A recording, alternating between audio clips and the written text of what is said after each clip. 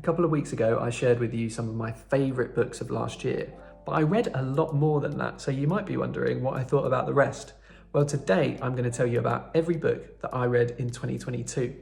Before we get into it, let's look at some reading stats. Now, I track my reading in Goodreads, and they have this useful My Year in Books feature on their website where it gives you some key information about what you read last year. I know the story graph does have way more detailed information, and I do have an account, I just haven't migrated over to it yet. So let me take you through the stats that I get from Goodreads. Last year, I read 60 books in total, which added up to 17,342 pages, which is a lot of pages actually. The shortest book that I read was 83 pages and the longest book I read was 708 pages. I won't tell you what those are just yet, you'll have to wait until I run through all the books. But the average length of book that I read in 2022 was 289 pages, which sounds about right. Goodreads also tells you which of the books you read are on the most and least number of other users' shelves. And the most shelved book I read last year is shelved by 3.5 million other users. And then the least shelved book is just on 1,072 users' shelves. My average rating for 2022 was 3.6, which I guess is pretty good. I think I can sometimes be a little bit generous with the 4s, but I don't have too many 5-star reads. And it's possible I have 0 1-star reads. Finally, the book I read last year that has the highest average rating on Goodreads has a rating of 4.55, and that was Mouse by Art Spiegelman. And with that out of the way, let's crack on with looking at every single book that I read last year. Right, we're all very busy. We've got politicians to be disappointed in, episodes of The Traitors to watch, and of course, books to read.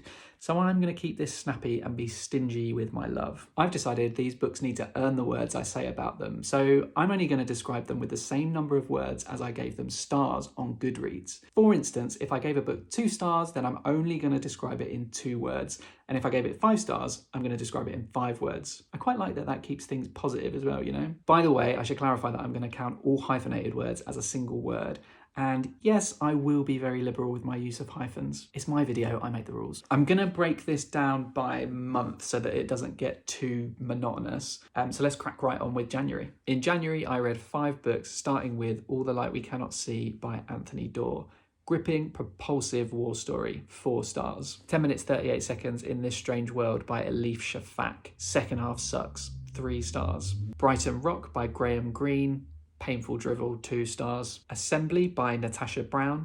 Strange, dreamy, funny novella, 4 stars. And Continuous Discovery Habits by Teresa Torres. I read this for work, 5 stars. Moving on to February, I read 4 books.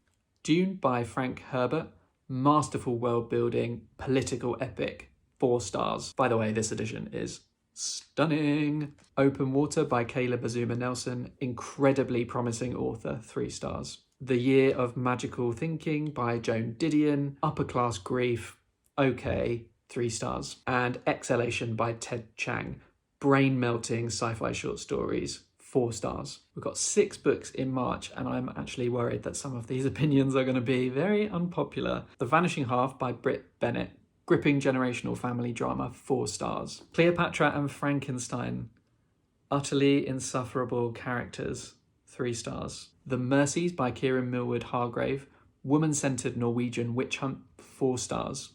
Luster by Raven Leilani, good but detached, 3 stars. The Left Hand of Darkness by Ursula Le Guin, deep but sloggy, 3 stars. And Love in the Big City by Sang-Young Park, translated from Korean by Anton Her. Kylie's the Star, 3 stars. If you know, you know.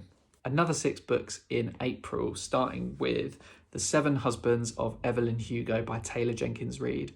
Hype-worthy romp through old Hollywood, 5 stars. A Lonely Man by Chris Power. Well-written, deep state psychodrama, 4 stars. We Run the Tides by Vendela Vida. My Brilliant Friend, but better, 5 stars. We Were Liars by E. Lockhart. Maybe TikTok is trustworthy, 4 stars. Drive Your Plow Over the Bones of the Dead by Olga Tokarczyk, translated from Polish by Antonia Lloyd-Jones. Iconic Little Old Lady, 4 stars.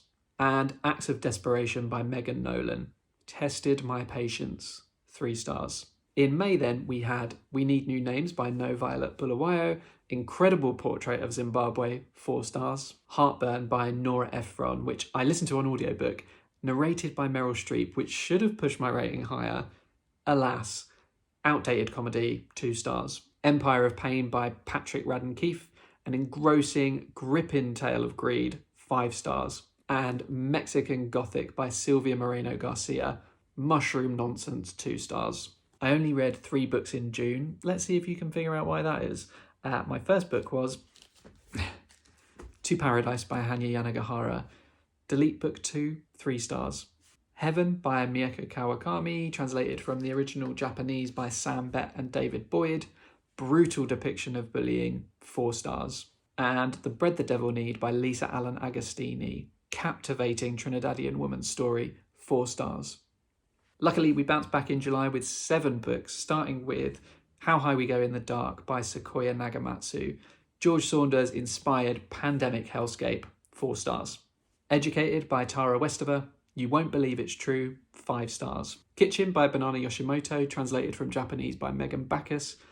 Unjustified Hype, 2 stars. I'm sorry, I just didn't get it. And Olive Grove in Ends by Moses Mackenzie. Gritty, Bristol-based, okay, 3 stars. The Perfect Golden Circle by Benjamin Myers. Beautiful tale of male friendship, 5 stars. The Complete Mouse by Art Spiegelman. Son processing his father's trauma, 5 stars. And Ocean Vuong's poetry collection, Night Sky with Exit Wounds. Yeah, I just didn't give this a rating. I just don't get poetry. I'm not sure why. I wish I did. August has 4 books. The Schoolhouse by Sophie Ward. Bog standard procedural, 2 stars. The Space Between Worlds by Micaiah Johnson. Excellent premise, 2 stars. Convenience Store Woman by Sayaka Murata, translated from Japanese by Ginny Tapley Takamori. Detached, simply okay, 3 stars. And Red Dragon by Thomas Harris, Hannibal's iconic first outing, 4 stars. I started September off with an audiobook, Mercy Street by Jennifer Hay, multifaceted abortion clinic story, 4 stars. Love and Other Thought Experiments by Sophie Ward, which was a reread for me. Incredible, mind-melting, ambitious, read it. Trust by Hernan Diaz, hugely ambitious nested novels, 4 stars. And A Single Man by Christopher Isherwood, sad, gay, beautifully written. Reminds me of myself. Into the final quarter of the year, and in October we've got 6 books, starting off with Solaris by Stanislav Lem, translated from Polish by Joanna Kilmartin and Steve Cox. Cerebral sci-fi about understanding, 4 stars. Consent by Vanessa Springora, translated from French by Natasha Lera. How'd This Happen? 3 stars. Norwegian Wood by Haruki Murakami, translated from Japanese by Jay Rubin. Mortality and Growing Up, 4 stars. Small Things Like These by Claire Keegan. Too Short, 2 stars. The Trees by Percival Everett. Hilarious satire about racial politics, 5 stars. And Boy Parts by Eliza Clark. Northern England's Unhinged Woman, 4 stars. In November, I read The Dangers of Smoking in Bed by Mariana Enriquez, translated from Spanish by Megan McDowell. Enjoyable spooky collection, 3 stars. Project Hail Mary by Andy Weir. Can't explain without spoilers. Incredible, 5 stars. The Tiger Syndrome by Cristina Rivera Garza, translated from Spanish by Susan Jill Levine and Aviva Kana. Impressively obtuse, 2 stars. The Architect's Apprentice by Elif Shafak. Beautiful, historical, whole life story, 4 stars. The Swallowed Man by Edward Carey. Geppetto Goes Batshit, 3 stars. And The Assault by Harry Mullish, translated from Dutch by Claire Nicholas White. Butterfly Effects of War, 4 stars. And into the final month of the year, we've got 5 books. Doppelganger by Dasa Drindic, translated from Croatian by Susan Curtis and Celia Hawksworth. Anxiety-inducing, 2 stars. At Night All Blood is Black by David Diop, translated from French by Anna Moscovakis. Beautiful, haunting descent into madness, 5 stars. Lullaby by Leila Slimani, translated from French by Sam Taylor. Surprisingly great domestic thriller, 4 stars. Talking to Ourselves by Andres Newman, translated from Spanish by Nick Caster and Lorenzo Garcia. Heartbreaking grief before death, 4 stars.